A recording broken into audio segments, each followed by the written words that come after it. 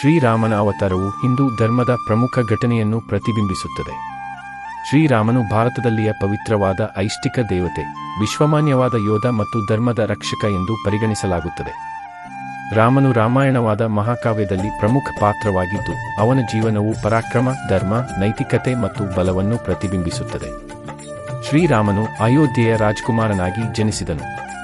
ಅವರ ತಂದೆ ದಶರಥನು ರಾಮನನ್ನು ತಮ್ಮ ಪತ್ನಿ ಕೈಕೇಯಿಯ ಕನಸು ಪೂರೈಸಲು ಮಾರುಗೊಂದಿಸಲು ತಮಗೆ ನೆರೆದಿದ್ದಾನೆ.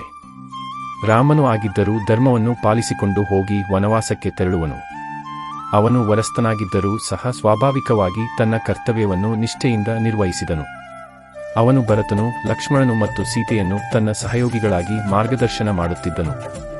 ಶ್ರೀರಾಮನ ಅವತಾರವು ನಿಷ್ಕಳಂಕ ನೈತಿಕತೆ, ಪ್ರಾಮಾಣಿಕತೆ, ಧರ್ಮಪಾಲನೆ ಮತ್ತು ದೇಶಪರಿಪಾಲನೆಯ ಸಂಕೇತವಾಗಿದೆ.